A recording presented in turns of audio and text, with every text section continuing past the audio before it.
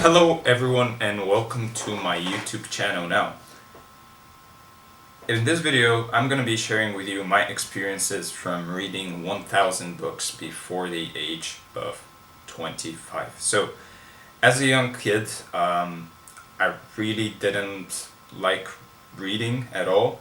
I didn't read many books. I actually basically hated it when teachers would ask me, would give us a specific list of books to read during the summer vacation. I abhorred that, literally, because then my parents would make me read them as well, and I just didn't like it at all. Now, later on, when I dropped out from university, which is a story for another day, at the age of 18 to 19, I figured I have nothing else to do now, so I just decided to start reading books out of nowhere. And I found out I actually basically love reading books, and I found out that the reason I didn't like it when I was a kid was mainly because I wasn't reading books that were interesting to me specifically. So when I dropped out of university, I had the freedom. I lived alone, and I had the freedom, and by alone I mean I wasn't living with my parents, and I had the freedom to choose now to do whatever I wanted to do, and I decided to read books, and I had the freedom to choose what books I wanted to read. So I found I love nonfiction. Never really liked fiction for some reason. Even as a kid, I never really liked fiction.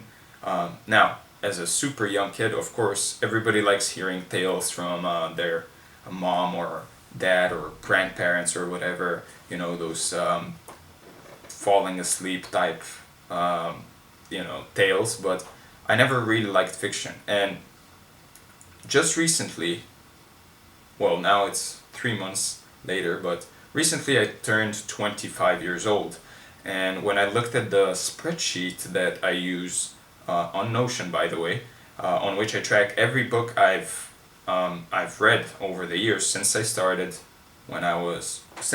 reading books since I quit university, basically, I saw that I have literally read the 1000th book literally on the day I turned 25 years old.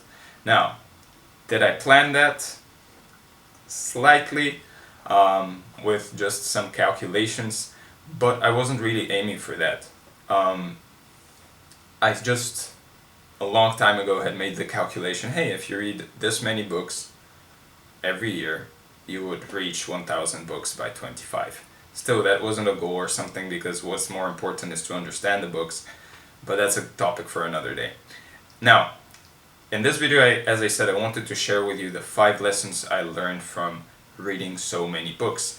And yeah, with that being said, let's just start with the first one. So, the first one is, look, a lot of nonfiction books are basically almost the same, and a lot of books nowadays have almost the same concept, but like they prove almost in the same way, with just sometimes they have different research or something like that. So for example, I know I'm probably gonna get some hate for this, but as much as I love Atomic Habits by James Clear, while reading it, it just kept reminding me of The Power of Habit by Charles Duhigg, and which is basically just an older book on the same topic and kind of explained in the same way. So if you don't believe me, just read them both and you'll see.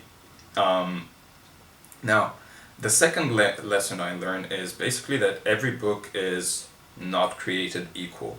And what I mean by that is, sadly, a lot of books nowadays don't deserve literally your full attention, or require you to spend a few days to read them cover to cover. So don't spend too much time on a book if you don't really enjoy it.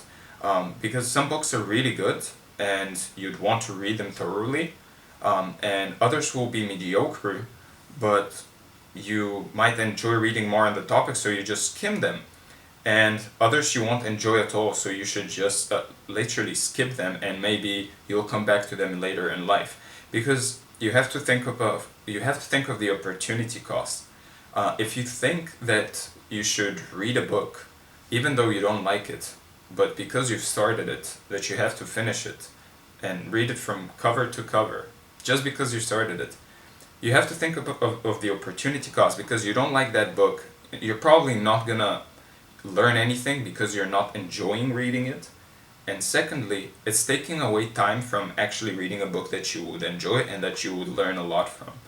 So don't spend too much time on books that you don't really like enjoy. And yeah, just read what you like, literally. The third lesson that I learned basically was that learning how to read each book is more important than most people think. And what I mean by that is, if every book should be read in a different way. Now, a lot of people try to save time on books by trying to read them faster or learning to speed read. And while I'm not gonna tell you not to learn to speed read, because I think there are some, benefits to learning to speed read, I'm I will tell you that you're doing it a bit backwards. And what I mean by that is, in the book How to Read a Book, ironically, the American author and philosopher Mortimer Adler, he he basically writes about the different ways of reading a book, and saving time doesn't happen when you read. Saving time on books happens before you read in the first place, and how that happens is choosing what you read. And as I said, a lot of nonfiction books aren't really don't really warrant you reading them from cover to cover. And this is where Mortimer Adler basically this is what basically Mortimer Adler calls like inspectional reading. Now, the goal of inspectional reading is to answer two questions: what is this book about, and what kind of book is this? That's the goal of inspectional reading, and you can do this by skim reading. And you can skim read the following section. So I believe he talked about the title page. He was talking about the editor's blurb, or nowadays you could just call it introduction. The cover text, the table of contents, and the introductory sections and important paragraphs of chapters that interest you. Once you do that, you'll have a pretty good understanding about those two questions. What is this book about, and what kind of book is this? After you've done that, you just know what the book is about, and you can know whether whether it deserves your full attention. Now, another piece of advice I got was basically from an article I read on the Harvard Review, and it was by a man called Peter Bregman. And in the article, he basically recalls a story from when he was in university, and he was struggling with his reading load, and one day he really had to, he went to his professor, and basically he told his professor, hey, I'm having trouble with with all these books that we should be reading. And he that was in front of the whole class or something, and his professor said, I hope you're not reading these books word for word, like they're fiction books. And he looked around, and everybody in the room was basically nodding that, and saying, basically admitting that they were reading these books cover to cover like they're fiction books. So what he said to the whole class was, listen, you don't need to read these books, you need to understand them. And that might sound simple, but if you think about it, it's a very profound view on how to read nonfiction books. nonfiction books are not always meant to be read cover to cover. You need to understand the books, you need to understand their point, and you don't, if you do that, you don't always have to read them cover to cover. Now, the fourth lesson I learned is basically that, you know, classics are classics for a reason. And what I mean by that is, in the beginning, I read mostly books that interested me, and that, you know, that had some marketing behind them and stuff like that. And I didn't care to read the classics because I had this idea in my head: why would I let other people tell me what classics are? So why can't I determine what classics are for me? Why do I have to listen to other people what classics are? And while I'm grateful that I did that, because it kind of got me into reading, just reading whatever the hell I wanted, basically got me into reading books while I hated it in the past. You know, I wish I understood, while I'm happy about that, I wish I understood basically why they are regarded as a classic, why those books are regarded as a classic. And I learned that a book is not just its contents, and it's not just what it talks, what is written about. A book is like way more than that. A book is the author and his personal views and his personal story, the time at which it was written, the year at which in which it was written, what impact it had on the world then, and what impact it continues to have on the world now, so many years later, and, you know, a ton of other factors that I didn't really understand in the beginning, and I thought a book was just its text and contents and what it could do for you. But over time, and after reading some of those classics, I really understood that they're way more than that. And the last thing, the last lesson that I learned was basically that books are your friends. And what I mean by that is, track the books you read, and take notes on all of them, even if it's just one word or just one sentence.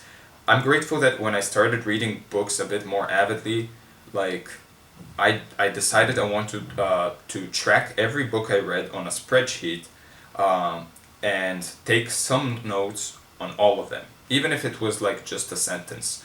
And the reason I did that is because, so I know, first off, so not only so I know how many books I've read, but because also I see books as friends. And what I mean by that is, you don't see your best friends, you know, once in a lifetime, right? You engage with them often, and you see them often, and that's how I look at books. The same goes for books. I track every book I read, and take some kind of notes on all of them, because I basically want to be able to return to them after some time and, you know, reread them, extract more from them, and, you know more about them, just like you would with friends. You don't read a book once in your life, especially if it was a book that really had an impact on you, or you learned a lot from. You don't read it once in your life.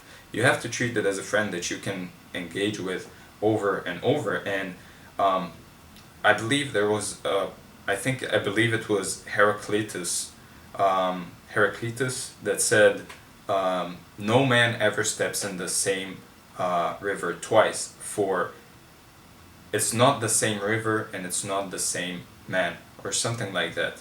And you could also say that of books. No person ever reads the same book twice. And what I mean by that is, you change as a person over time. With the years, you change as a person. And and you'll be reading the book through different eyes. And I can always reread my notes and see what was important to me, at that time of my life when I first wrote them. And it's sometimes funny to see literally what was important to me back then and what is important to me, and how different it is from what is important to me right now. But then you can look at those notes and literally see your growth as a person. And now I can see, that those notes that I took when I was 18 years old, and the books that I read at that time, how I can see how they helped develop me and turn me into and mold me into the person that I am today. And I find that amazing. Like, just it's like writing your own history through notes and books, and seeing where you were and where you went and how your mind was thinking at that time. So basically, these are my 5 lessons. Now I could give you some more, but let me know in the comments if you would like me to do that, and I'll make another video on the topic. I'll give you some more lessons, but yeah, I didn't want to make this too long, so let me know in the comments, and I can make another video. But thank you for being here. These are my 5 lessons. I hope you enjoyed the video. I hope you extracted some value. With that being said, please click the like button, as it helps my channel, and click the subscribe button if you like these videos and you want to see more. With that being said, I'm going to see you in the next one.